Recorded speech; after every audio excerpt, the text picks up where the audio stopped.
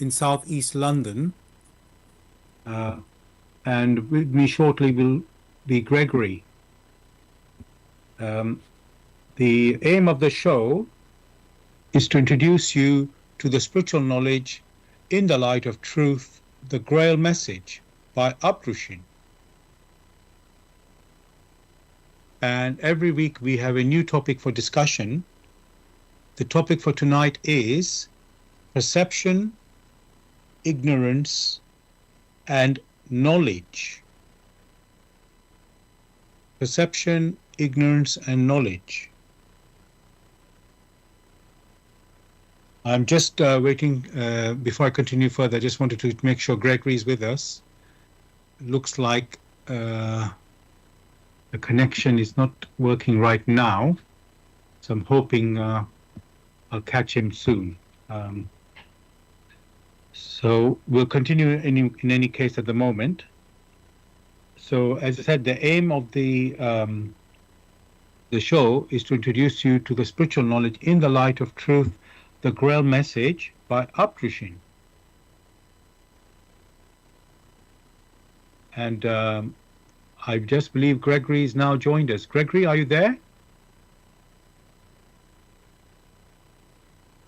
Okay, I'm not sure. I think I have to try again. So,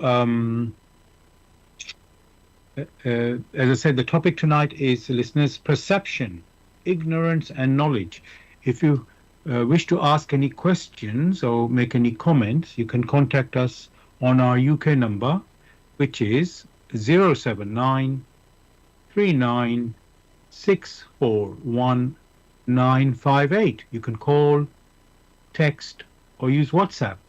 And if you're outside of UK, it is 0044 79 39 641 958. Again, you can call, text, or use WhatsApp. And there's one other way to contact us, which is by going to the website where we are broadcasting. That is Bless Radio 1. That's the number 1.com. If you scroll down on the home page, you'll see a box called Bless Chat. There you can type in any questions or comments. Now, I think Gregory is there with us now. Welcome, Gregory. How are you doing, and how is the weather where you are? Well, it's fine. A bit warm. Okay. It's getting dark gradually. Okay.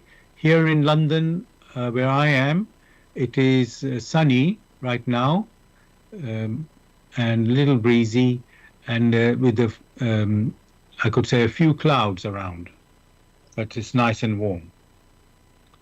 So welcome again, listeners. I'm going to begin with, what is the Grail Message?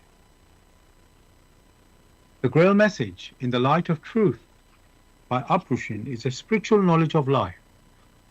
It offers an explanation of the world, a picture of creation on the basis of natural laws. Its lectures contain valuable basic elements as a help in life. For through the knowledge mediated, the reader is again brought closer to life and led back to God.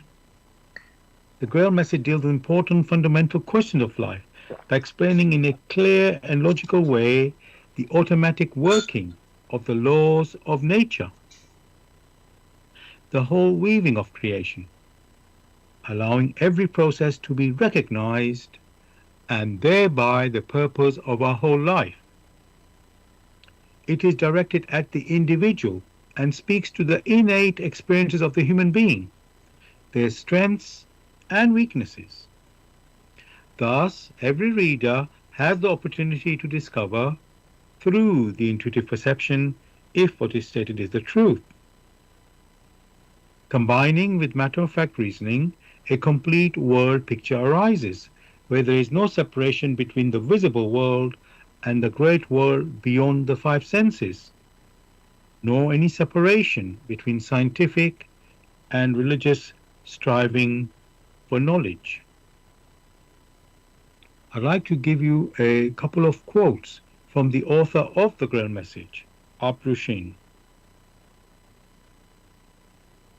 The hearer and reader of my lectures should always work within himself, keenly probing and building bridges from one lecture to the other, as well as out into the great and small world happenings.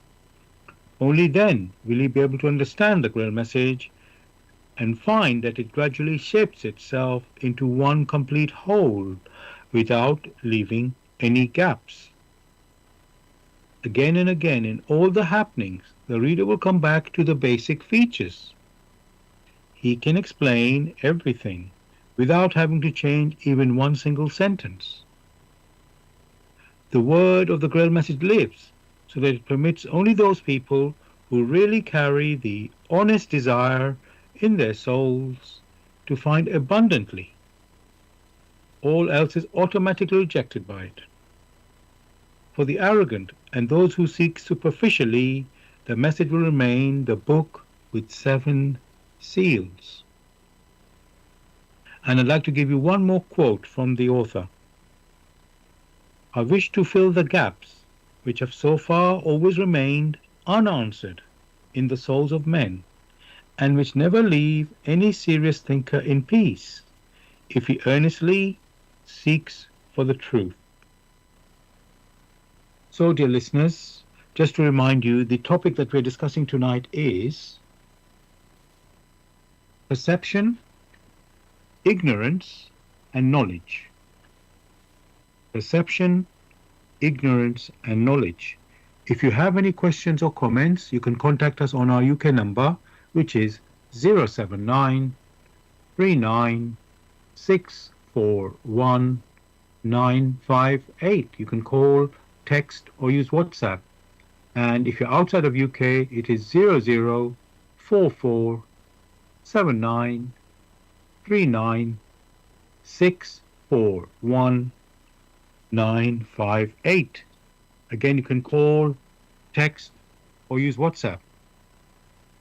And there's one other way to contact us, which is by going to the website where we are broadcasting, that is blessradio1, that's the number 1.com.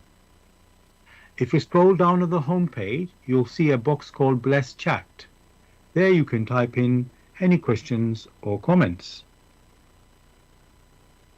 Now, Gregory, as you know, I like to look up the meaning of the words in the topic in the dictionary, just to see what give us an understanding of the words. So the first word we have is perception, and in the dictionary I've got 2 meanings given. The first one, the ability to see, hear, or become aware of something through the senses. And they give an example, the normal limits to human perception. Let me just repeat that. So the meaning of the word perception in the first one in the dictionary, we have the ability to see, hear, or become aware of something through the senses. Gregory, how is good is this meaning, especially for our discussion? The ability to become aware seems precise. Right. Okay. Okay, that's good. Okay, let me come up with go with the second one and see how good is that. The second meaning for perception is the way in which something is regarded, understood, or interpreted. The way in which something is regarded, understood, or interpreted. And they gave an example on this one as well. Hollywood's perception of the taste of the American public. So, how good is this one now, Gregory? That is more of the ability to become aware. That falls into that same category. Okay. But I believe it's more than just aware, because it's saying understood and interpreted as well. When it's understood, first you have to become aware. Right. And the understanding is an extension of the awareness. So you take the first step to become aware. Okay. Okay. Okay, that's fine. Let's go forward. The next word is ignorance in the topic. And that I have just one meaning given. It says lack of knowledge or information. How about this one, Gregory? That is precise. Okay, that's good. Next one is the word knowledge. There I have two meanings again in the dictionary now. The first one, it says facts, information, and skills acquired through experience or education. The theoretical or practical understanding of a subject. So it's quite long-winded, this meaning for the word knowledge, so I will repeat it. Facts, information, and skills acquired through experience or education. The theoretical or practical understanding of a subject. There are actually three, how can I say, parts to that, or three meanings you could say there. So, yeah, let me just repeat one more time. Facts, information, and skills acquired through experience or education, the theoretical or practical understanding of a subject. So this is the word meaning for the word knowledge, Gregory. What do you say about this one? You already answered it. It's very long and winded, but some key things can be taken out. Facts which can be articulated. Okay, and they have given an example actually for this word knowledge, a thirst for knowledge. So there's something, you could say, there's an attraction somehow. I mean, that's something to the side, if I'm honest, but yes, there seems to be some attraction with the word knowledge. So, but let me not divert. Let me continue. So the other word meaning for this word knowledge in the dictionary I have is awareness or familiarity gained by experience of a fact or situation. So what do you say to this definition now? But you yourself can already see that facts are mentioned there. So that's the commonalities. And whatever, all others are just qualifying it. And the basis for these facts must be that which is perceptible in accordance with the laws of nature. Right. Okay. That's, of course, they don't put that one in the dictionary. They just use, I don't know, they're making an assumption or presumption. I'm not quite, or they don't even know. I'm not quite sure what this is. The context, as we know, Gregory, each time we do our show, there's always a context which seems to be missing in the dictionary meanings. Almost they're assuming that we already know this context. No, that's not the case. It's because many of the things which are considered from an arbitrary point of view. And so if they themselves said in accordance with the laws of nature, then they'll be prompted to discuss these laws of nature.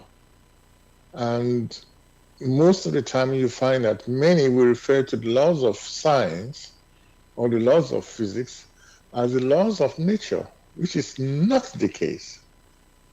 And therefore you find that it's better to stop somewhere and allow others to go further than to take a step which you yourself cannot articulate. Okay, thank you for that. Now, I've also, what I've done in the recent radio shows is to put the full topic title in Google and see what it comes up with. Basically, it's another just way to a point of discussion, you can say, just to see what it says, and then if they can make sense out of what it says.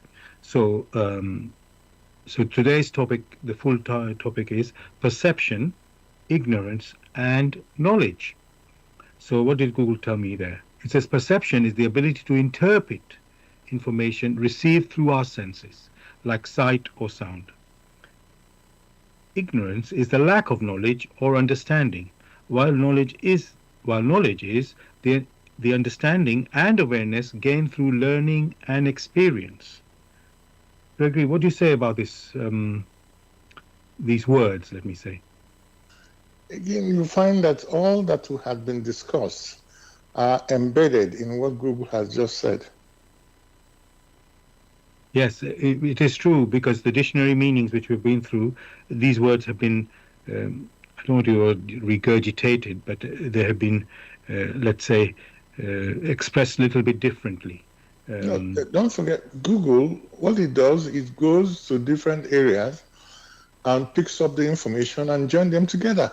That is what Google is. Yes, actually, they call it now Google. When you do Google, when you do this one, it comes with Google AI, which is it's just like a little bit more advanced than what it used to be before. AI makes it a bit more precise and goes deeper, looking at different sources. Right. Okay. I want to go through each of these points or topics like perception, ignorance, and knowledge. So now this Google elaborates, it gives an elaboration as well. So let's see what it says. Perception. So looking at perception. This refers to how we interpret sensory information. It is not just about receiving data, but also about how our minds organize and make sense of it. For example, seeing a red object involves sensing light, but perception also includes interpreting that red based on past experience and knowledge. So I think what I'm seeing here is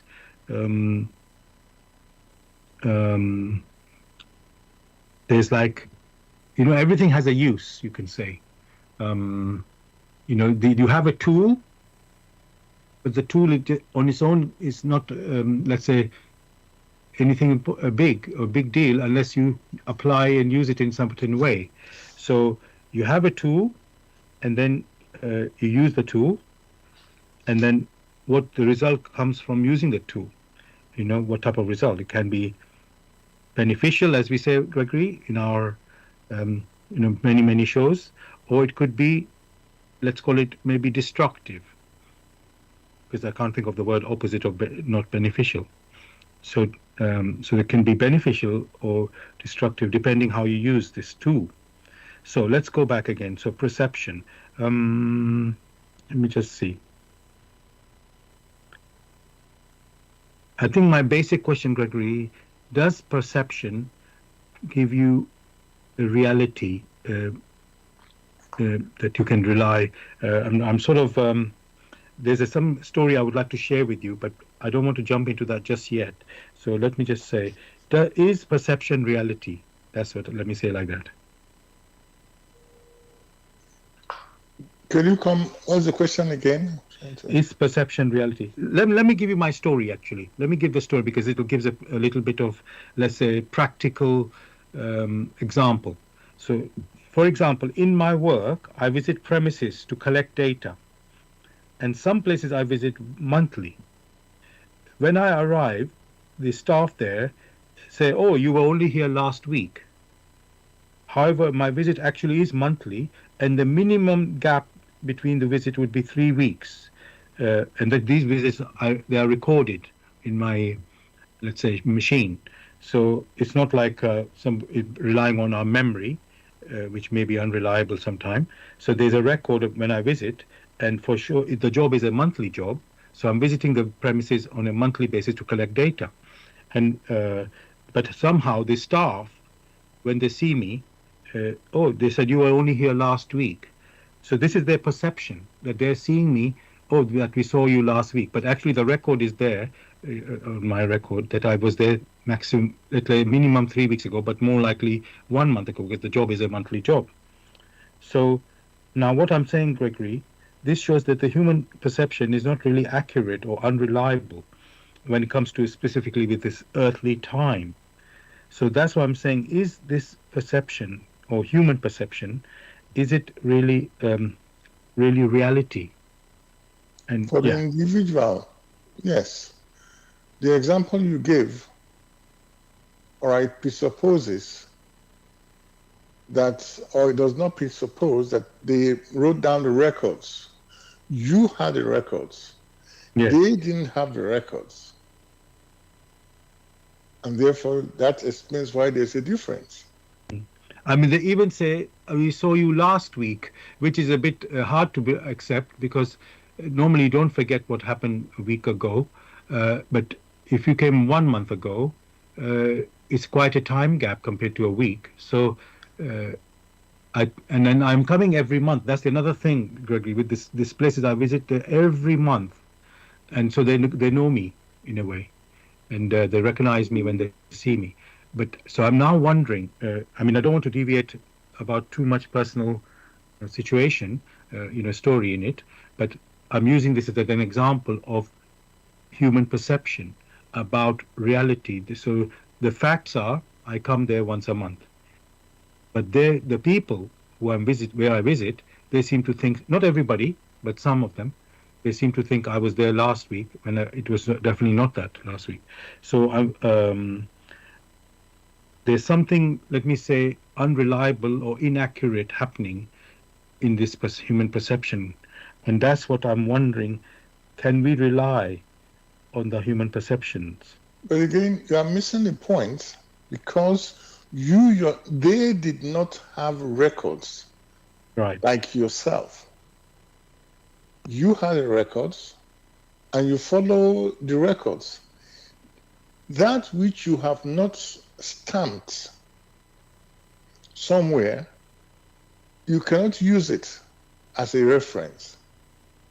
So they didn't have a record, that means stamped precisely the last time you were there. Yeah. So it is hazy. One cannot therefore accuse the human perception as being unreliable. Okay. It would have been unreliable if, say, they didn't recognize you at all. The lack of recognition will be the unreliability. But that they recognized you, but unable to precisely say, these are exact, these are precisions. One cannot make that statement that it's unreliable. Because they recognized you. As at the time when you were last there, based on their ages, based on how busy they are, lack of being busy, they're able to recall, yeah, we saw you last week or we saw you 2 weeks ago. But you yourself recorded it. Yes. So I don't think it's right. There's no basis to say recognition basically is what leads to reality. Because what you do not recognize, how can you then use? Thank you for that, Greg. I was thinking there's something, we call like a memory, and then there's what you could call earthly time, if I can relate it this way. I'm just trying to break it down a bit to get the thing, and I'm just trying to see if the way that human perception works when it comes to earthly time, because it's not like, let's say, a computer, where even just to give a totally different example, say you deliver a parcel, you're a delivery person, and then you just, you don't have to remember anything because your machine does it for you, and it's, stamps the time of the delivery, and everything's passed to the system, to the supplier and to the customer, and everybody gets to know, those things quite accurately, and these are earthly information of time and delivery. But the human being, let's say, is not so, how can I say, interested in these details. And I can't say this very generally because there's always somebody very keen on things in detail and others who are not. And it's very hard for us to make a general statement about all human beings in this particular way. But it seems what I was trying to get to, really, Gregory, certain things which are, let's say, earthly details, maybe the human beings are not too bothered about them, so they don't retain that one. But things like my face, which they have seen before, they seem to recognize that. They keep that one, even though that's a physical face as well. But somehow that seems to be more memorable. If I'm trying to not make a joke out of this, but trying to make a understanding out of it. So certain things, Gregory, what I'm saying in the human perception, seem more um, uh, memorable or retainable, while other things, like they say, I don't want to use the word boring, but some things maybe not so interesting for that person, they may not be retained so well, let's say. And uh, I'm just trying to get a distinguish this perception very clearly. Is it facts? Is it experiencing that the person is perceiving, or is it you need to just get to the better understanding of this word perception. So let me make the question again. Sorry, I'm going all over the place. So what I'm asking, Gregory, is there something about perception which is more, let's say, uh, uh, close to certain type of memory, like for example, my face, and not so bothered about like time. I'm just trying to make a little distinction about this. When perception is considered, then there must be some object which is perceived.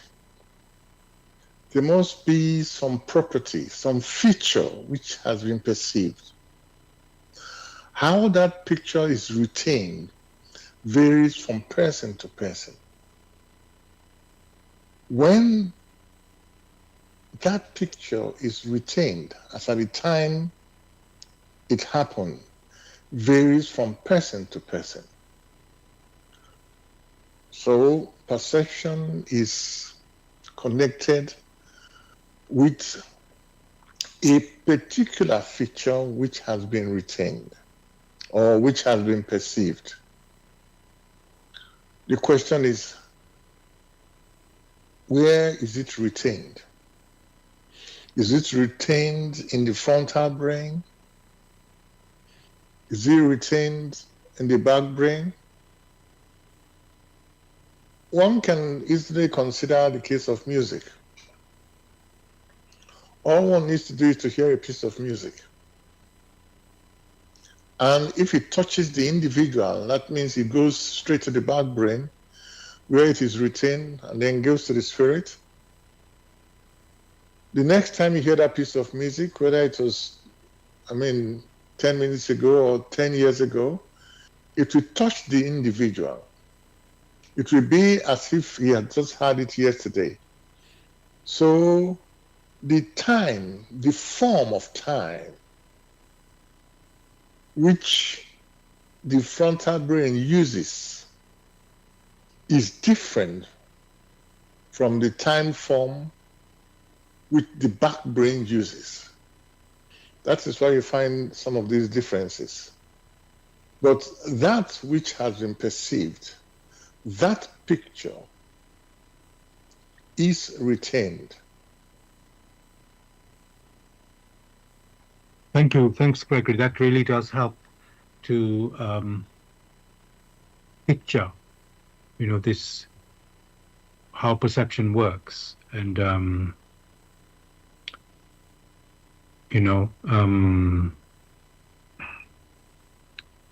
you can feel that there's, what I'm seeing, Gregory, is there's something, let's say, if somebody has an interest in something or moves them or touches them, that has a, let's say, a bigger impact, and that is retained in a, let's say, more, how can I say, clearly.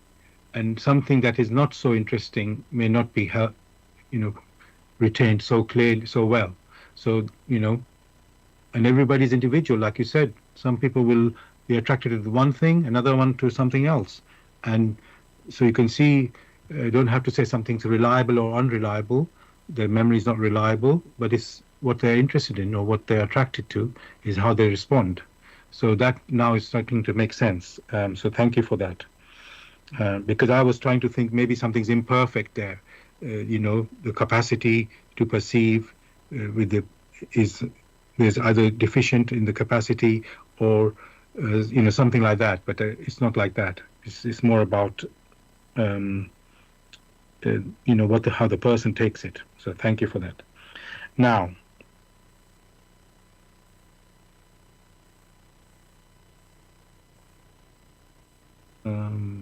actually, before I do that, I ask you the next question. I just want to let the listeners know you're listening to Bless Radio, and this is the Tuesday evening spiritual discussion program from 6 p.m. to 8 p.m. UK time. The aim of the show is to introduce you to the spiritual knowledge in the light of truth, the Grail Message by Abdushin. If you wish to know more about the Grail Message or want to get a copy of the Grail Message for yourself, you can go to this website, which is www.grailmessage.com. I'll spell that. www.grail,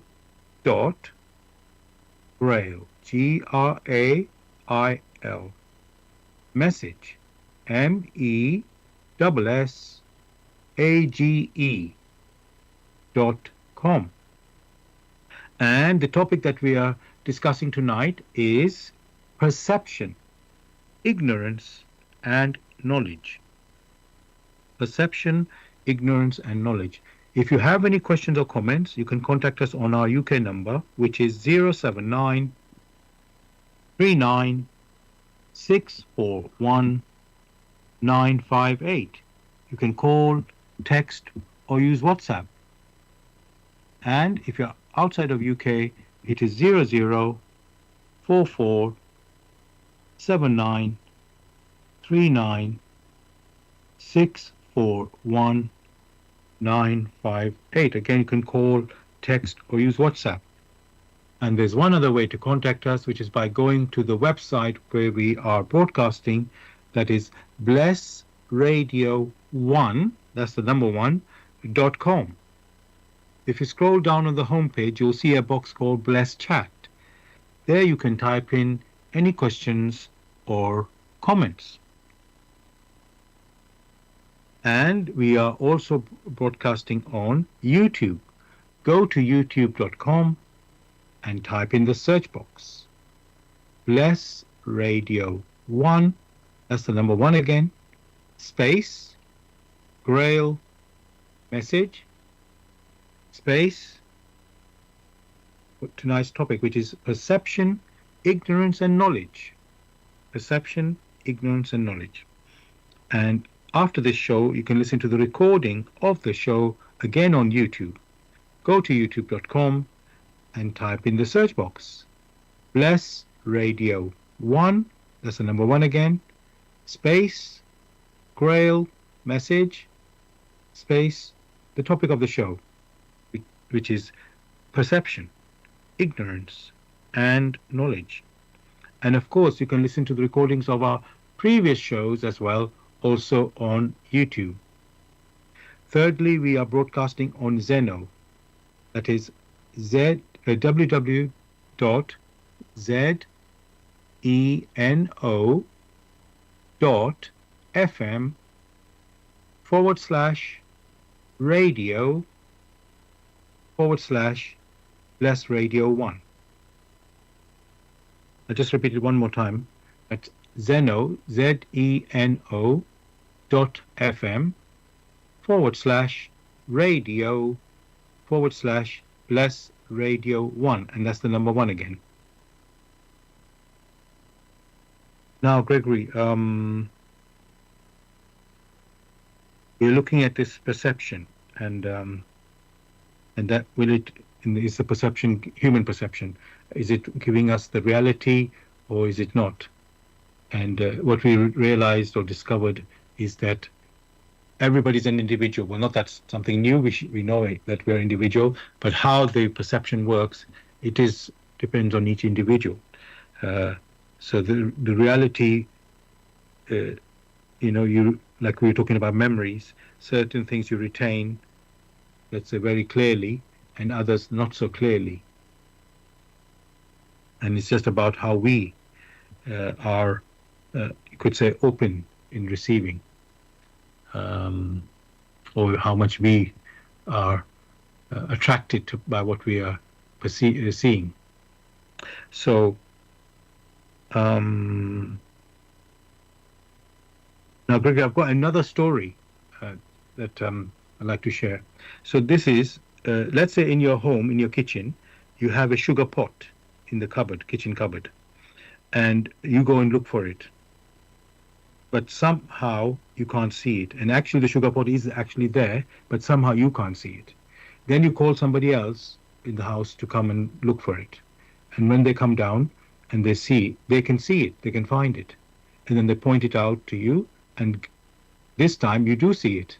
So there's something going on where it seems that when you started as a person, sorry, your own self looking, uh, you know, and you couldn't find something, you know. This is not only, let's say, it can happen with the key when you put the key somewhere and you don't know where you put the key. I know it's a memory thing, but then you could be looking for the key, uh, and let's say the key is definitely in that area that you're looking, but you can't find it. And then many times, when you're not looking, suddenly you look in a place where you were not looking for the key anymore. You just happen to look there, and guess what? The key is actually there. So this type of, how can I say, scenario, Gregory, you're looking for something, but you can't see it, and yet it is there. And you ask someone else maybe to come and look, and then they find it, without any problem. So I want you to understand, again, that's why I'm looking at this word perception. Is it reality or not? So, Gregory, what is happening in this situation? Why is there something faulty in our? Again, I'm questioning about the perception. Is there something faulty about how we perceive, or something else is going on which we are not aware about it? The question you yourself haven't asked is, what is reality? Okay. Maybe when that question has been examined, then it becomes very clear why, the scenario you're just painting, it becomes very clear why these scenarios exist. So Right. The key here is, what is reality? Okay, then I'll ask that question. What is reality? Yeah, because when you mention reality, one has to look at the different facets. Reality, which is basically in deeds, which you can perceive using the five senses. Reality, which one may perceive using one's thoughts. Reality, which is perceived using one's intuition. The reality which refers to the intuition, it is that which is spiritual. It is activities in the spiritual or by a spiritual personality that generates these intuitive perceptions. So there's reality in spirit. There's also reality in thoughts, which more or less affects the individual. That's where many do the analysis and synthesis. But that reality is not accessible to the five senses. So you can't say, I can see my thoughts. But your thoughts have an effect on your deeds. Because in many occasions you think about it before you put it into practice. So there's reality intuitively, or the reality of intuitive perceptions, which intuitions only came into activity through the spirit or those who are higher in their capabilities, who are not even spiritual, but are of divinity. Then the realities in thoughts, which most of the time is peculiar to the individual, the inner attitude of the individual, and then the realities in deeds, which are perceptible to the five senses.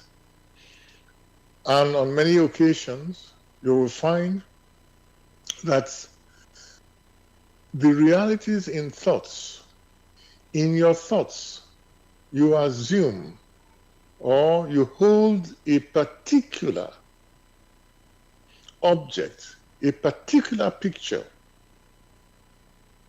But that particular picture does not coincide to the reality in deeds which are perceptible with your five senses. Because with your five senses, you're now referring to time and space. So that particular space, in reality, when one is discussing deeds, is not equivalent to the reality in thoughts. And that's why some people will say they are absent-minded. All right, for those people who have a lot of hair, they stick a pencil in their hair and they keep searching for it. The pencil has always been there. So in their thoughts, they are searching for it. They have the picture of a pencil, but they don't know where it is. Because that picture of where they stick the pencil, which is in their hair, that has not impacted them very severely. So they can't see it. Or they may even be looking at a pencil on the table, but are not considering it as a pencil, are focusing on some other thing. So when one considers it, reality in spirit, reality in thoughts, and reality which one may call deeds are the ones which are perceptible using the five senses. One may give another example. If one of the five senses that you have for someone who is blind is to search for some instrument which is supposed to make a noise. If that instrument doesn't make any noise, because you will then find that for the person to be able to perceive it, that tool, that sound must reach the person to be able to use one's ear to say this is where it is. The same thing with if you are to move around at night, you'll find that you cannot see, you cannot hear, so you can only feel. So you find that the reality which is available in deeds, in the gross material, is different from the reality in one's thoughts and the reality through one's intuitions. Each one of them has a tool that it uses. With that of the spirit, it is one's intuition. That is why it's called intuitive perception. With the case of the deeds, it is the five senses. The sense of smell, the sense of touch, sense of sight, It is the five senses. And then you have the reality, which is made perceptible through one's thoughts. These also come when one considers that law in creation of the attraction of homogeneity.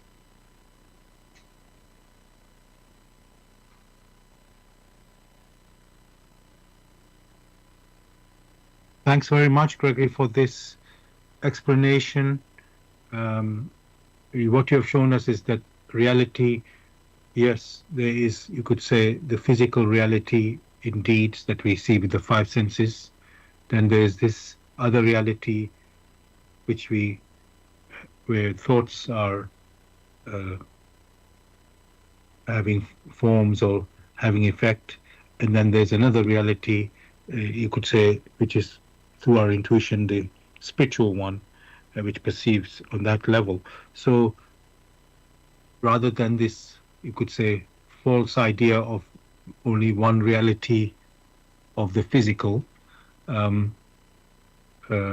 this world of matter, you can say, or well, I'll take that away just now because there's other matter as well. So let me not say that. So the physical world that we see, you see every day, work with every day, that is a one reality, but that's not the only reality. And there's the world of thoughts, and then the spiritual world. So this is all reality, which we cannot perceive with, let's say we have, I'm just going to say three different senses, or types of senses, I should say. Well, with one type of sense, you can see only the same type. And with the other type of sense, you only can relate to or connect with of the same type. So, like just to repeat that, the five senses, you can see the physical. And with your spiritual sense, the intuition, you sense the spiritual. And with your thought sense, you can say you sense the thoughts. So another world, and with either one you cannot see the other one. So this is a very important awareness or realization we need to know if we are going to understand the activities that we are going through.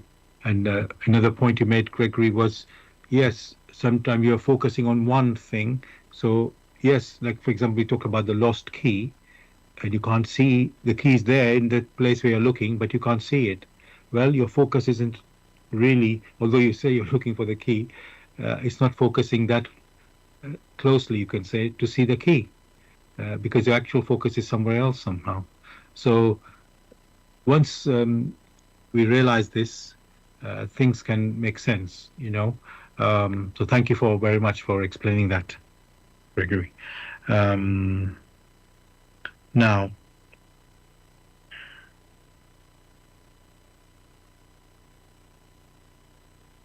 another thing, Gregory, I want to go is recognizing the truth. Because you're talking about reality, recognizing reality. So the truth. Before I go there, I will ask, what is the truth, Gregory? Whenever truth is considered, one must ask oneself, was it true yesterday? Was it a fact yesterday? Is it a fact today? Will it be a fact tomorrow? If that is the case, that the form of the fact does not change, then one may say it's independent of time. That even in its form, it remains the same. So eternally, it remains the same. That which remains the same eternally, which does not change in its form. That radiation which does not change in its form, that in itself is the truth. Thank you very much, Gregory. So yes, it's what is same as what is true today, what is true yesterday, and what is true tomorrow. That is the truth, and so it's like eternal, just like you said, eternal. It doesn't change. So okay, so we will keep that in our mind as we continue.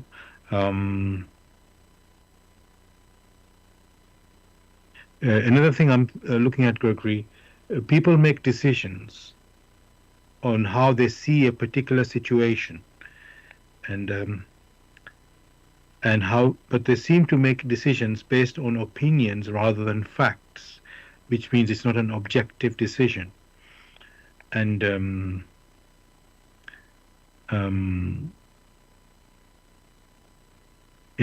way I'm saying this, Gregory, in the news, you hear a lot of, let's say,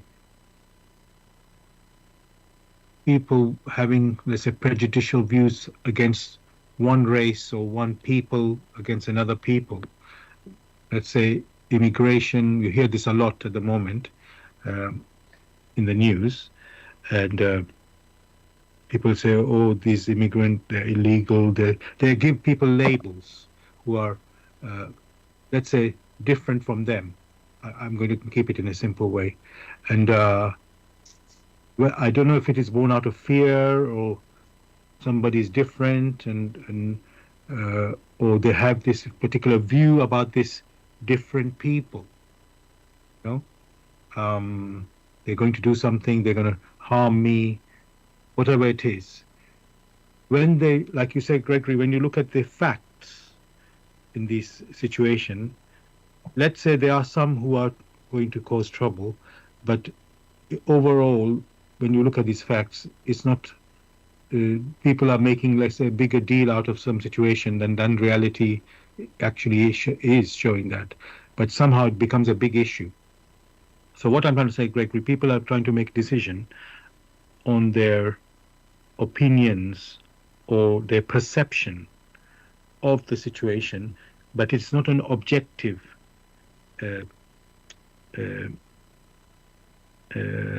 examination of the situation. So, and let me say that's only one example I'm giving, but it's happening maybe in many cases. Nobody's sort of counting, how many decisions we make and how do we make these decisions, but this seemed to be a scenario that we see. So my question is,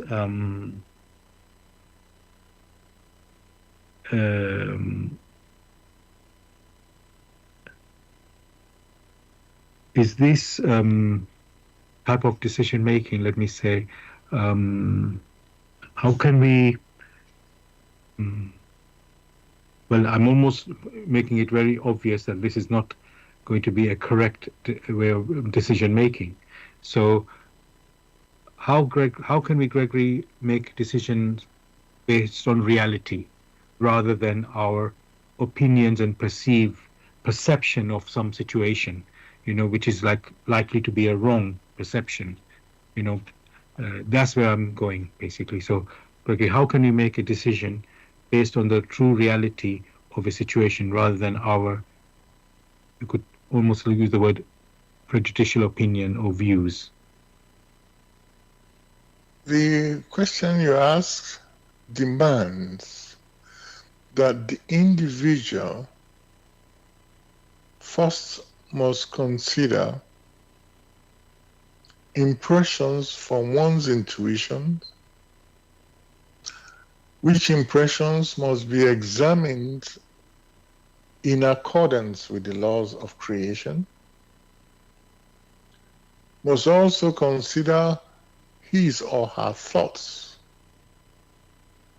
And in that consideration must be considered in accordance with the laws of nature. And finally, in his deeds, must consider these deeds in accordance with the laws of nature. In that particular, in these three different categories, if the individual lacks the knowledge because of its indolence, then you will find that those decisions which be made will be one-sided. And that has always been the problem. It is one-sided because the three different types, categories, have not been considered. And when that happens, fear wells up. Fear wells up when there is a lack of knowledge. Lack of knowledge in deeds or in thoughts or in one's intuition. For when the knowledge becomes available, then the individual will understand how to respond to any challenge. That individual who responds to a challenge based on ignorance will be acting one-sidedly because it considers only itself to be in the right. The rest is history, because one can already see that individual has taken the wrong step.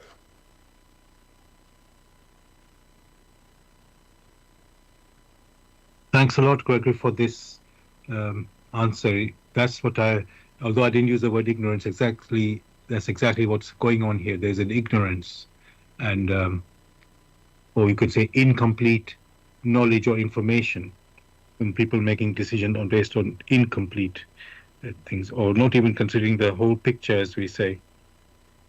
Like you said, the three different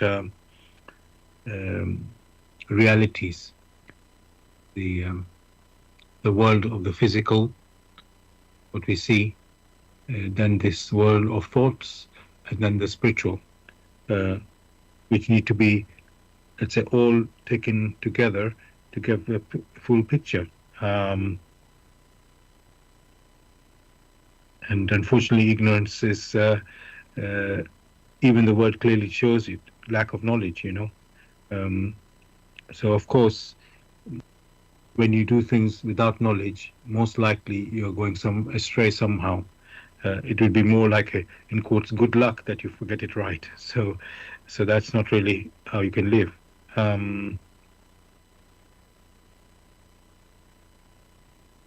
Now, Gregory, okay, just before I ask my next question, I have another question on ignorance. But before I do that, I just want to let the listeners know that you're listening to Bless Radio, and this is the Tuesday evening spiritual discussion program from 6 p.m. to 8 p.m. UK time. The aim of the show is to introduce you to the spiritual knowledge in the light of truth, the Grail Message, by Uprushing.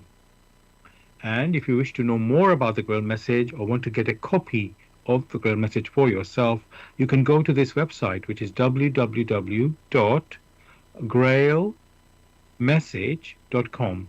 I'll spell that. www.grail, Grail, message, MESSAGE.com. And and the topic that we're discussing tonight is perception, ignorance, and knowledge. Perception, ignorance, and knowledge. If you have any questions on this topic, you can contact us on our UK number, which is 079 39 641 958. You can call, text, or use WhatsApp. And if you're outside of UK, it is 00447939641958. Again, you can call, text, or use WhatsApp. And there's one other way to contact us, which is by going to the website where we are broadcasting, that is Bless Radio 1. That's the number 1. And if you scroll down on the homepage, you'll see a box called Bless Chat. There you can type in any questions or comments. Yeah, that's the other way to contact us. And I want to let you know, yes, we are broadcasting on Bless Radio 1, the number 1.com. Also, you can listen to us on YouTube. Go to youtube.com and type in the search box Bless Radio 1, that's the number 1, space, Grail Message, space, the topic tonight, which is perception, ignorance and knowledge.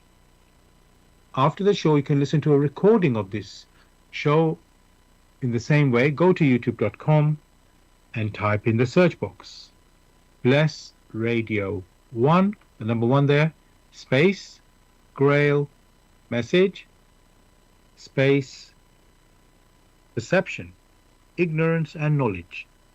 And of course, you can listen to the recording of our previous shows also on YouTube.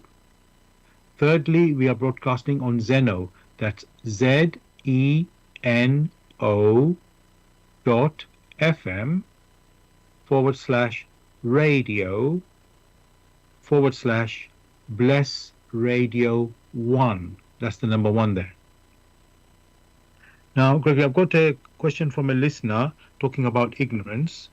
They say, it is said that ignorance is bliss. Is this really is it really true? So ignorance, they're saying, is ignorance is bliss. But is this so? Really so?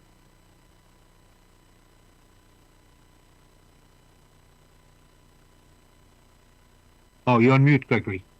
The question one must ask, the lack of knowledge, can it ever be bliss? The lack of knowledge, if one considers it in the case of a language, it means you yourself do not understand the language. Can that be bliss?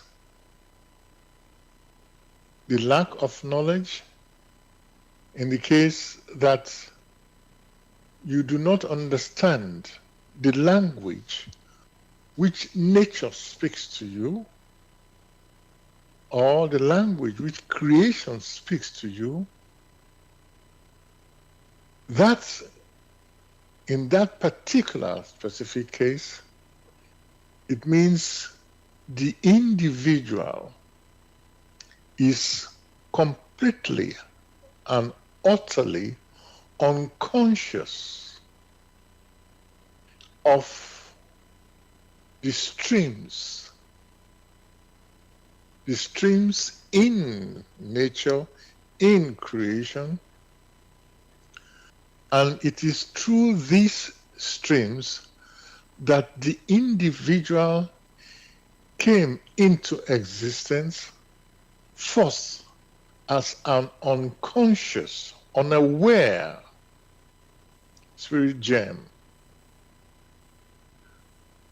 The urge of the spirit gem, which is unaware, which is unconscious, is to strive to become first conscious of the streams and subsequently to become self-conscious.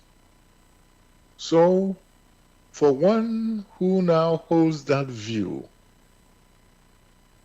it means it prefers the lack of consciousness as bliss. That in itself cannot be bliss. That is retrogression. For it started at a point. It wishes to become conscious. If, however, the resource is granted to it and the ability is granted to it, he or she is too indolent to make use of this to become conscious and subsequently self-conscious, then those resources and the time allocated to it have been done in vain. That cannot be bliss. For bliss only arises when the individual becomes conscious, becomes self-conscious, and is able to apply those innate capabilities which are its due in accordance with the will of him that permitted it to come into existence, such that is able to receive more from these streams of power and is able to mediate to others. That in itself is bliss. Thanks a lot, Gregory, for this answer. Let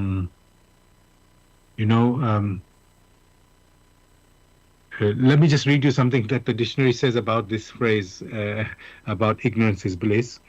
And it's a proverb. The saying is a proverb. Ignorance is bliss. If one is aware of an unpleasant fact or situation, one cannot be troubled by it. And they give an example of that. I don't want to hear about them. Ignorance is bliss in this case. So, Gregory, what I'm laughing a little bit inside because, everything is about the right context. If if everything's going fine, then it is okay to, in quotes, to be ignorant that there's no problem. But then if there's a problem and you're ignorant, they're saying, oh, I cannot be troubled by it. Well, maybe I could say in the moment you're not troubled by it because you're ignorant, but it surely, let's say, common sense tells you that yes, at that moment, like you say, Gregory, you're unconscious or unaware. But then one moment later, you might become aware. And then what was a problem, you will not call it, you're not troubled anymore. You will be troubled by your problem. So it's like the questions always answer themselves in a way. That's what I'm seeing when you think about them. And that's why you can laugh about it even, that you ask, ignorance is bliss. It sounds a very lovely thing to hear. Yeah, but in what context? It can be if let's say in the moment you don't want to hear about it, then you feel it's okay. But once you hear about it, it's not the same. Okay, the listener sent me another question. Let me just 1 second find what they're saying now. So, okay. When the truth of something eventually comes out, is it not the case that feelings, emotional, and inklings, long since buried, strike within with a force as yet unimagined? So I'm just going to read this again. When the truth of something eventually comes out, is it not the case that feelings, emotional, and inklings, long since buried, strike within with a force as yet unimagined?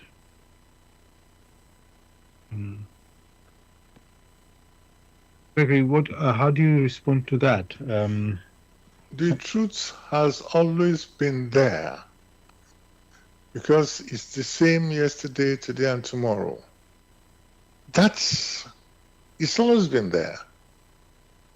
It is the individual who had not matured enough to that point where it is able to perceive of the existence of that truth. So when through its inner attitude and through its experiences, it then matures to that point, then many things open up. And then the individual is able to realize, become aware, and recognize many a thing which it has ignored. So it's not that the truth emerges. Far from it. The truth has always been there, but it is the individual in their immaturity, because they hadn't experienced enough in deeds, in thoughts, or in their intuition. They lacked the openness. However, through severe experiences in the three different categories, that was able to shake them to the core, in which they are now permitted to open up and then realize that which has been there all along. It is that surprise that shakes them. And they say, well, I didn't know. Yes, because you were not matured enough to observe that which has always been there.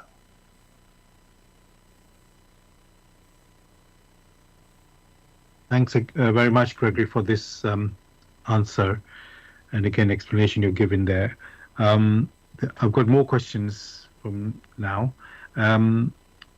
This one is saying, is it deceit, opinion, or overweening arrogance that we perceive as the greatest betrayal, rather than the actual knowledge of what has been withheld, that brings one to one's knee in shock, rage, or celebration?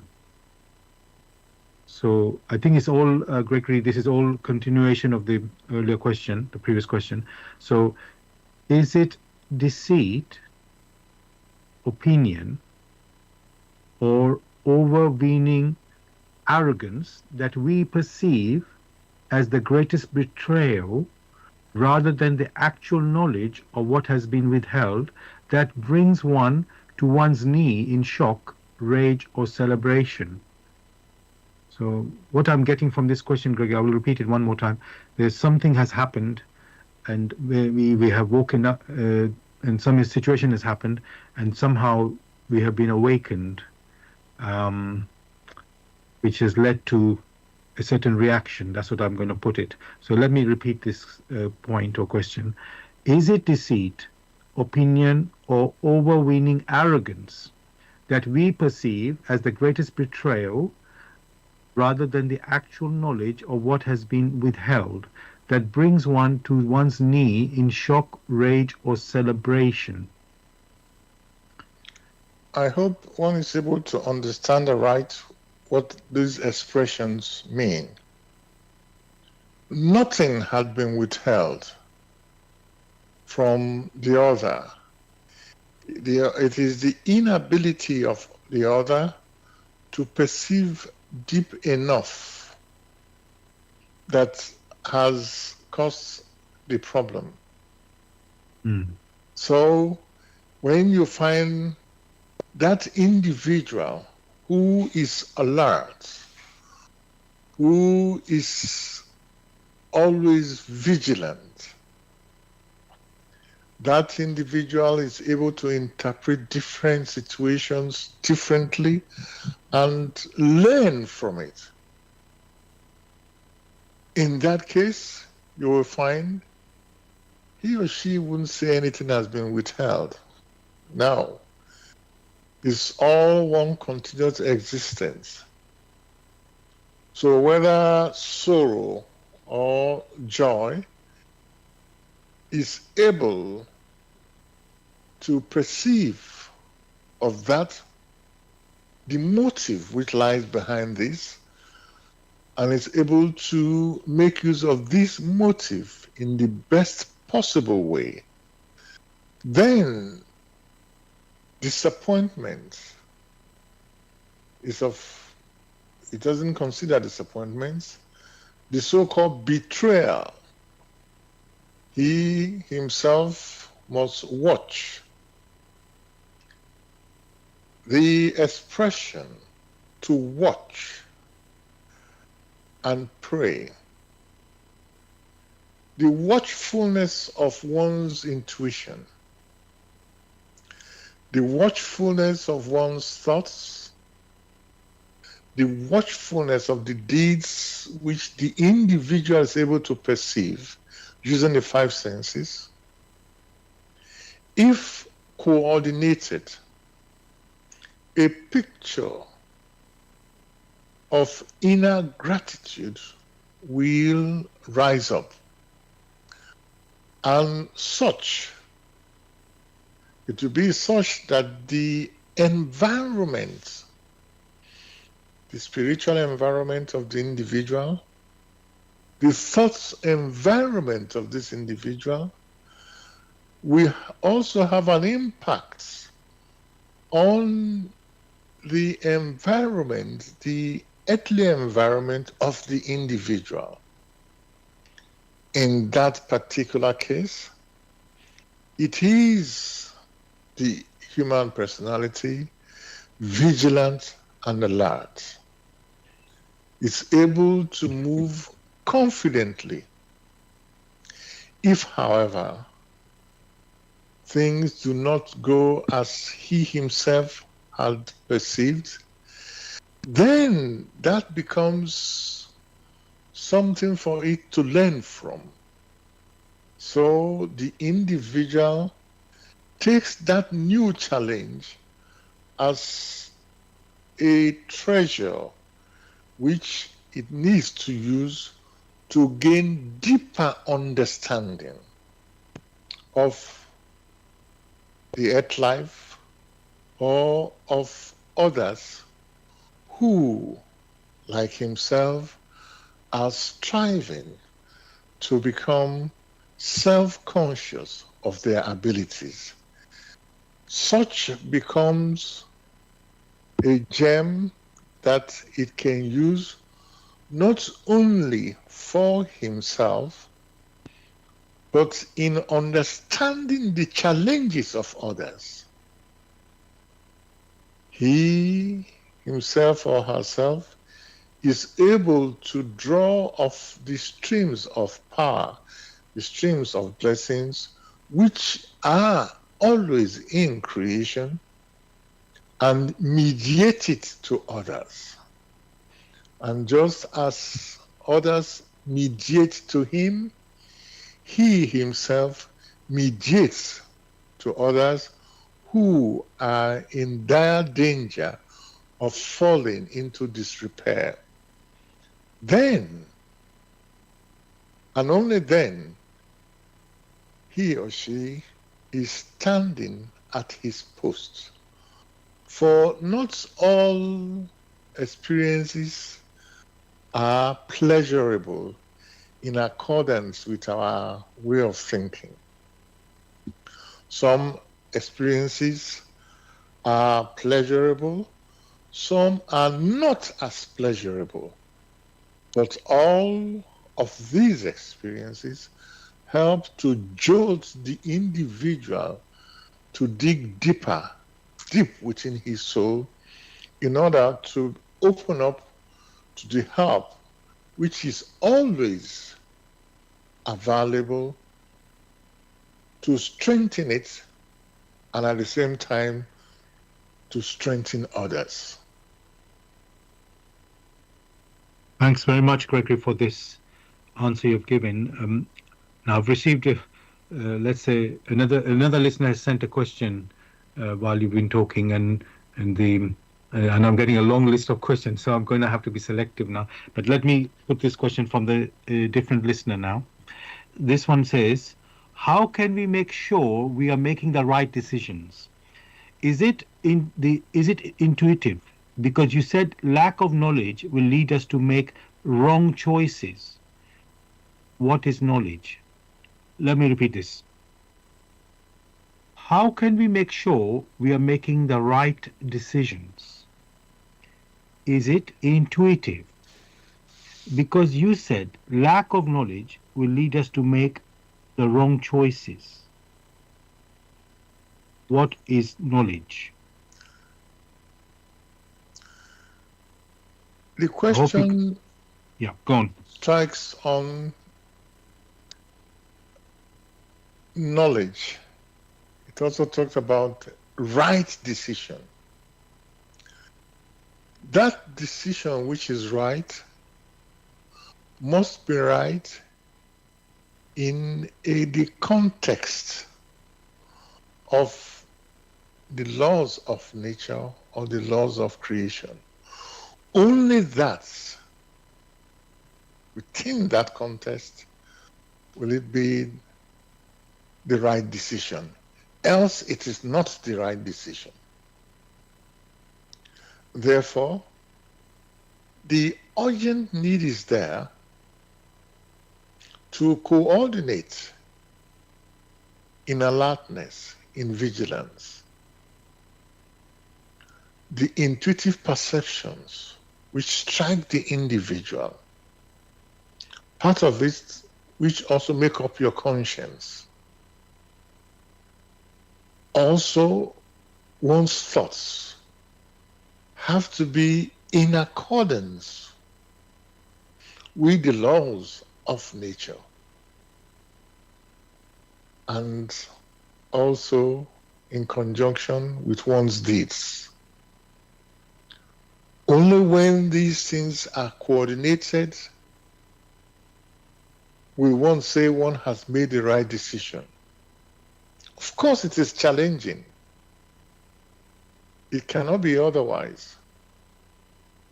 Sometimes someone goes through some very hard experiences and is exhausted and with all sorts of innuendos and causes, only to find much later in life that had he or she not gone through the experiences, he would not be as matured as he is today, because he would have lacked that particular experience in order to be able to deal with future challenges. So you will find many people always want to make, in quotes, the right decisions, which decisions will only provide them with a very narrow and myopic view instead of a rich, broad view, which is helpful not only to the individual but also to others. Like has been discussed here or hereafter, it is one for all and all for one. So many should not think because they are striving to do the right thing and therefore everything is going to go the way they are considering it. No. That never happens. One can also consider you have to take care of your child. Whilst you are trying to make ends meet and cater for your child, that child is sometimes ill, some other things, and there's a distraction. But in that particular scenario, in calming down to respond to the challenges, you yourself mature and you start seeing things differently. If, however, you hold on to annoyance, you miss the point. So one shouldn't consider that only those who are, in quotes, successful have made the right decisions. Far from it. There are some who focus on earthly accumulation of wealth, and their focus is just there, and they're able to rake in as much as possible and live a comfortable life where no one is able to jolt them. But before long, the physical body is dropped, and that intrinsic selfishness which they held, they carry it over. They carry it over in the sense that many are unable to reach them because they themselves made no effort to reach others. The blessings have always been there, but the individual must consider that many others radiate blessings, and whoever is open is able to perceive. If the individual has closed himself to the sufferings of others, how will he know how to approach others? Just as he has closed himself or herself to the challenges of others, to the tight suffering of others, he blocks that path through which many may reach him or her. So the individual, in order to make progress, must open up in purity. Open up in purity in the sense of his vibrations, empathy, his vibrations, simplicity, vibrations on saying that you never walk alone. It is one for all and all for one. Then, before long, that individual will perceive all that needs to come to him or to come to her, opened in such a way that he or she is able to become of use, of value in creation.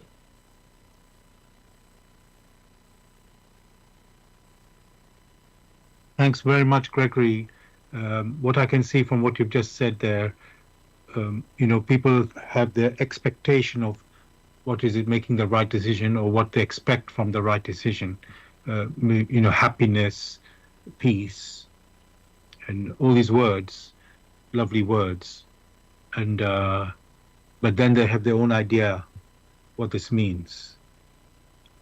But as we have said repeatedly, everything that we are talking about here has to be in the context of the laws of nature or laws of creation or the laws of God, which are not, yes, they bring happiness and success and love and peace, yes, but then your perception or your idea of what is love and peace may not align necessarily with this, what is within the laws of nature or creation or of God.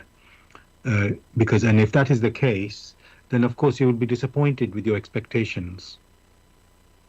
So when you say, I want to make right decision, I want to use my intuition, I want to, yes, of course, that is the right approach. But then you may have this expectation, which is, you could say, well, the opposite of wrong is right is wrong. So we can say this way, yes, you start with the, as we said before, good intentions are not always enough. So that's, I think, in the last show we did. So, no, yes, it's good to have good intention, of course. However, it must align with the laws of creation, the laws of God, the laws of nature.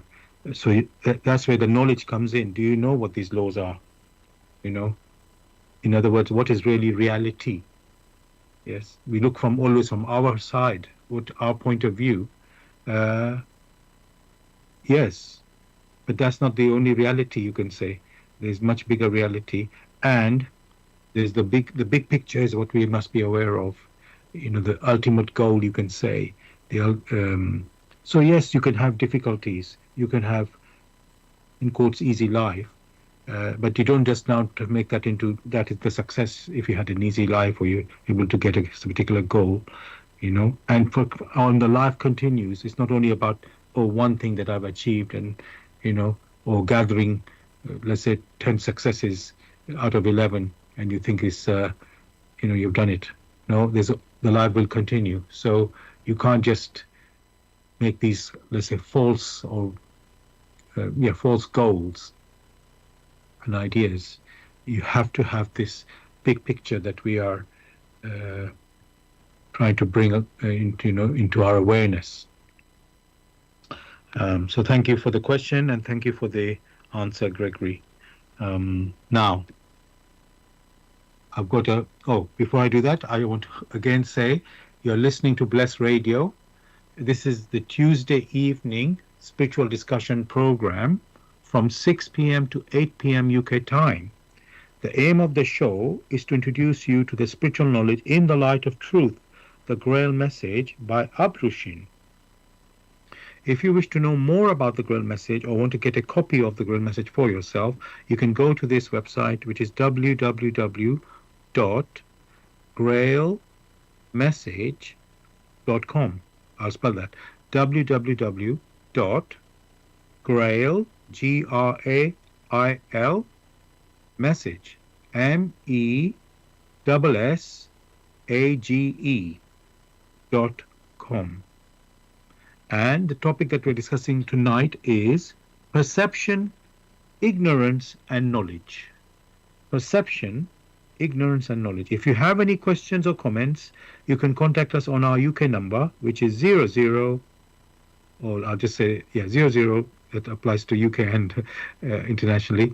So 0044 7939 641 958. You can call, text, or use WhatsApp. And the other way you can contact us is by going to the website where we are broadcasting, that is Bless Radio 1, that's the number 1.com. And if you scroll down on the homepage, you'll see a box called Bless Chat. There you can type in any questions or comments. And we are broadcasting, on Bless Radio 1, the number 1.com. You can also listen to us on YouTube. Go to youtube.com. And by the way, the show is live every Tuesday, 6 p.m. to 8 p.m. And so on YouTube, you can listen there. Go to youtube.com and type in Bless, in the search box, that is, Bless Radio 1, that's the number 1, space, Grail Message, space, the topic tonight, which is perception, ignorance, and knowledge. And of course, if you want, you can listen to a recording of this show after this show, also on YouTube. Go to youtube.com and type in the search box Bless Radio 1, that's the number 1, space, Grail Message, space, perception, ignorance, and knowledge. And of course, you can listen to the recordings of our previous shows also on YouTube. Thirdly, we are broadcasting on Zeno, that's ZENO.FM/radio/Bless Radio 1. Again, that's the number 1 again. Now, Gregory, we've talked about perception and ignorance, and even we've talked about knowledge, actually. But I want to go further into this knowledge. People will ask, what sort of knowledge do we need? Is it the earthly laws, because you don't want to get caught out by the earthly law, or is a moral code, so that you, let's say, don't fall into sin? Or is it about science or religion or spiritual nature? And even I'm just going to use the general word life. So many things there. Earthly laws, moral code, science, religion, spiritual nature, and life. So what do we mean? What knowledge are we talking about, Gregory, that we need? There are basically three different types or different categories. First, the knowledge about creation. The knowledge that affects the individual in his or her thoughts. And the knowledge that is perceptible using the tools that the individual has been endowed with the physical body that it possesses for now. These three different types, particularly the one which is tied to the five senses, that is able to consider the so-called knowledge of your environment, knowledge of how to live with others. Why? Because these may be local laws, but they are useful and helpful. You wouldn't say, okay, I will ignore traffic laws when I'm driving or when I'm walking, or because they are local laws, because these are not universal laws. That would be a violation of yourself. You have to obey the traffic laws, because if people do not obey these traffic laws, others will be dead. The society also, you have to understand what it means to be able to live together, one for all and all for one. So those laws which are perceptible using the five senses in order to exist in a community, in order to exist in the environment, all these have to be considered, because the individual didn't come into the earth by itself. It came through others. It met others here. Therefore, the need is there to learn how to live together. Many do not see, are unable to perceive of his thoughts. But the laws also, the laws of nature also govern one's thoughts, and that of the attraction of homogeneity.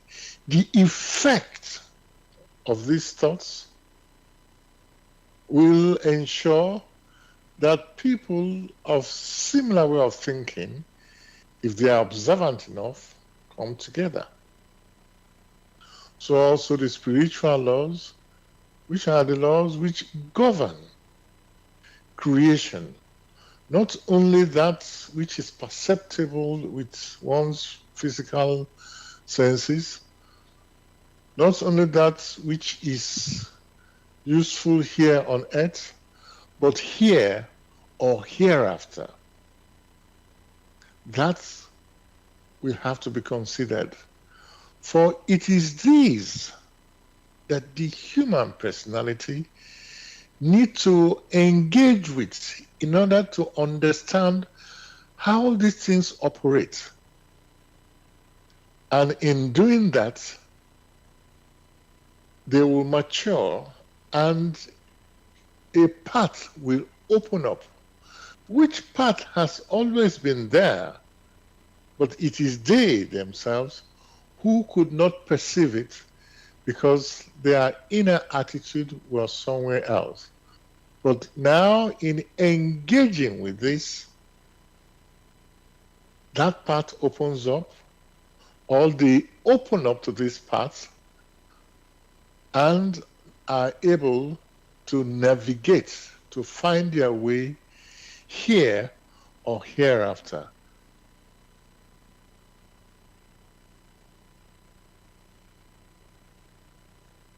Thanks very much, Gregory, for this answer and the picture you're giving us to, could say, appreciate, what these laws are, laws of creation. And then there's the earthly local laws, as you put them, that we also need to follow if we are going to, it's not like, oh, you live only in one world and so the laws of that world you follow. No, there's another world also, you're inhabiting your local world, that also you need to follow. Otherwise you'll have problems. So it's all in a way a lot of common sense, but sometimes we are not clear. And so this is a good way to look at these things and understand it.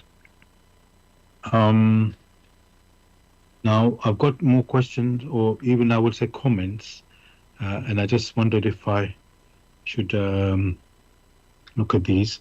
I think I'm going to save them a little bit. I just want to say, this knowledge we're talking about, which is the knowing, and it's not only knowing, we have to apply them, the laws of creation. I'm wondering, Gregory, are we supposed to learn about these laws through, you could say, trial and error, or is it experiencing, which is also like a trial and error in a sense, or experiencing things? It could be, of course, when you're a child, it's the parents teaching you and the school teaching you.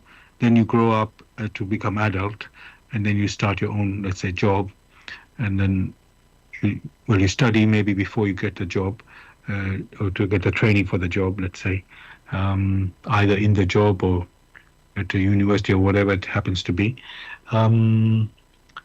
So, yes, what I'm asking, Gregory, about how do we learn about these laws, or get knowledge of these laws of creation, and is it by trial and error,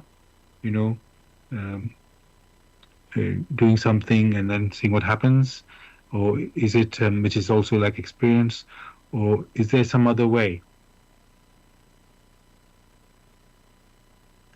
The laws of nature, the laws of creation have always been present, and they affect the individual in all areas of activities. For the continuity, one can already see this when one breathes in and breathes out, or is it try and error to breathe in and refuse to breathe out? That is one aspect. In the intake of food and waste elimination, these are things which we're talking about. In going to work and having some rest, these things have always been there. That is why one made that comment. The truth has always been there.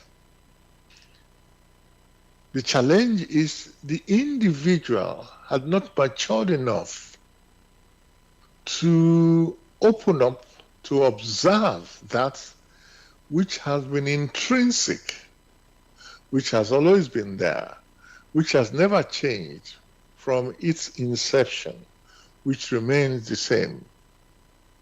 So what many have considered are the different variation in maturity which you find amongst human personalities, because they take different tracks, but they wake up at different time. That means they become aware of that which has been there.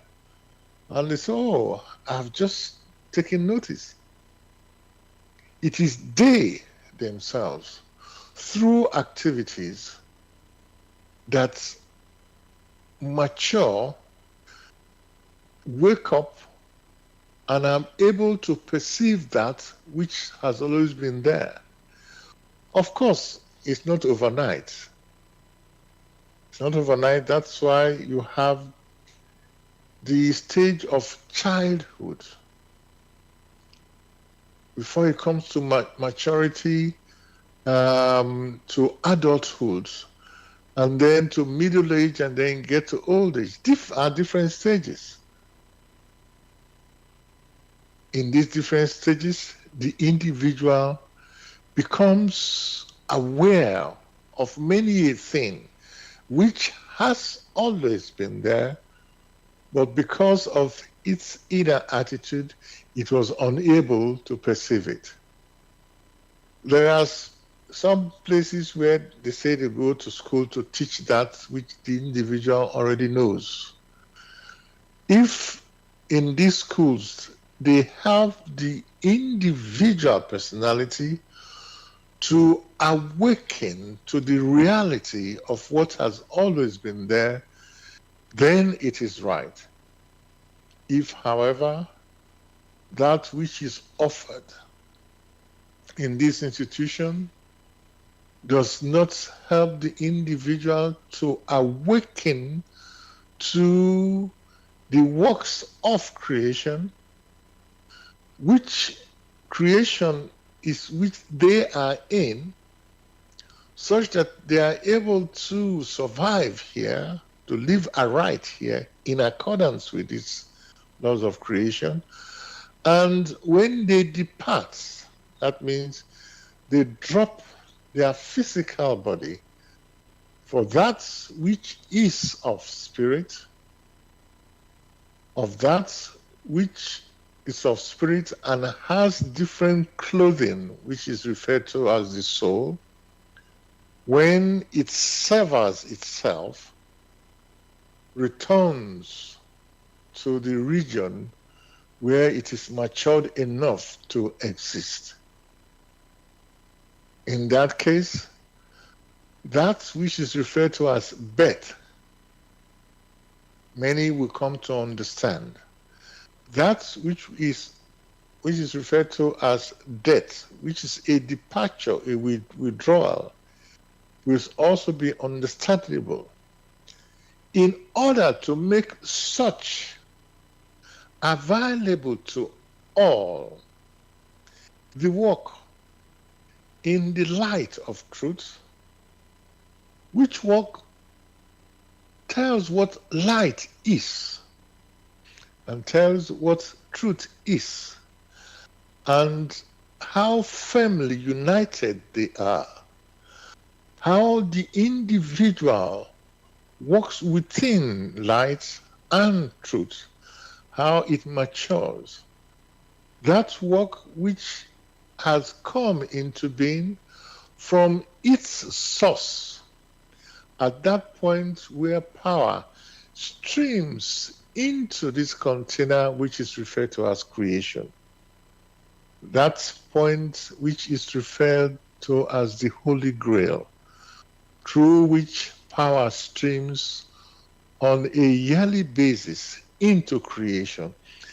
These are all the individual who is striving to become self-conscious should be aware of. It should become the knowledge that it needs to know, so that it will know how to fashion its paths here or hereafter. Then it becomes free. That is the point where it is said, free at last. Free at last.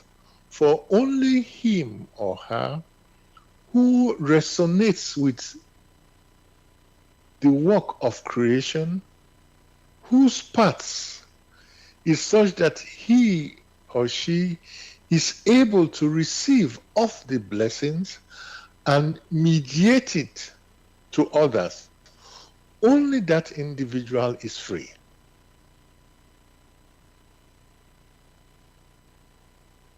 Thanks very much, Gregory, for this answer and explanation you've given us. Now, I don't think I will ask question. I just want to read out these comments or points this listener has sent. So they're a little bit like, you could say, poetic. So I will just read them. Yeah. So here we go. Celebration. How can that be, we ask, celebration in this knowledge revealed, after perhaps decades of living under the burden, hidden in the back of the mind, which now come to light? I'm just going to repeat that. Celebration. How can that be, we ask? Celebration in the knowledge revealed, after perhaps decades of living under the burden, hidden in the back of the mind, which has now come to light. Proof, living proof, that one had not been living in some dimension devoid of truth.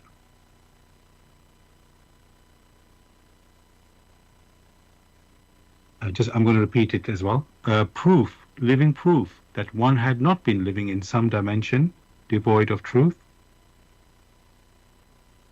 And is it not also the case that one, for once the truth comes to light, something else long forgotten suddenly stands knocking at the door of one's heart, mind, and soul? And is it not also the case that when once the truth comes to light, something else long forgotten suddenly stands knocking at the door at one's heart, mind, and soul? Something so precious, treasured, and so need to stride free in the knowledge of being reborn after truth walks once more into one's life, no matter the cost, no matter the form, no matter the momentary anguish of the soul. Self-doubt overriding every intuitive perception. I'll just read it again. Something so precious, treasured, and so need to stride free in the knowledge of being reborn after truth walks once more into one's life, no matter the cost, no matter the form, no matter the momentary anguish of the soul. Self-doubt overriding every intuitive perception. Are we really better off living in blissful ignorance, or would we all, when the truth be told, rather have the knowledge that brings with it for the taking freedom from every form of ignorance that ever was or even could be?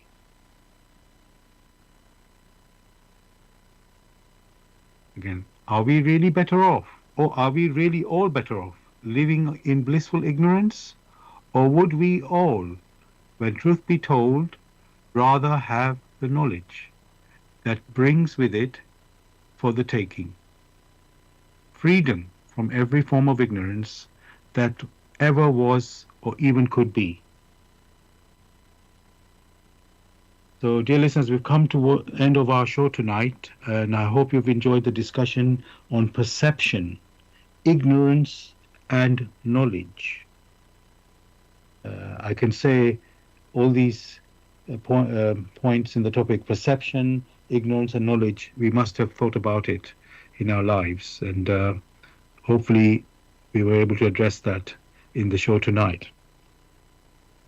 I like to always end the show with reading from the Grail Message, and as usual, I would like to read from the foreword, which is titled For Your Guidance. The bandage falls, and belief becomes conviction. Liberation and redemption lie only in conviction. I am addressing earnest seekers only. They must be able and willing to examine this matter objectively. Religious fanatics and irresponsible enthusiasts may hold aloof, for they are detrimental to the truth. As for the malevolent and prejudiced, they shall find their sentence in the very words. The message will strike only those who still carry within them a spark of truth and the yearning to be true human beings. To all such, it will become the shining light and staff. It will lead them unswervingly out of all the chaos of the present-day confusion. The following word does not bring a new religion, but is intended as the torch to help all serious listeners or readers find the right path, which leads them to the longed-for height. Only he who bestirs himself can advance spiritually. The fool who uses extraneous aids for this, in the form of ready-made opinions of others, only walks his path as if on crutches, while ignoring his own healthy limbs. But the moment he boldly uses all the abilities which lie dormant within him, awaiting his call to help in his ascent, he is employing the talent entrusted to him in accordance with his Creator's will, and will easily overcome all obstacles that seek to divert him. Therefore, awake. Genuine faith lies only in conviction, and conviction comes solely through an inflexible weighing and examining. See that you are truly alive in the wonderful creation of your God. Aprushin. Dear listeners, if you wish to want to know more about the Grail Message or want to get a copy of the Grail Message for yourself, you can go to this website, which is www.grailmessage.com. I'll spell that, www.grail, Grail, message, MESSAGE.com. Gregory, is there anything you'd like to say to the listeners to say goodbye? Just wishing listeners a beautiful week ahead. Thank you for that. Same from me, listeners. Have a beautiful week ahead. We'll be back as usual next Tuesday, 6 p.m. to 8 p.m. UK time with another topic. Good night.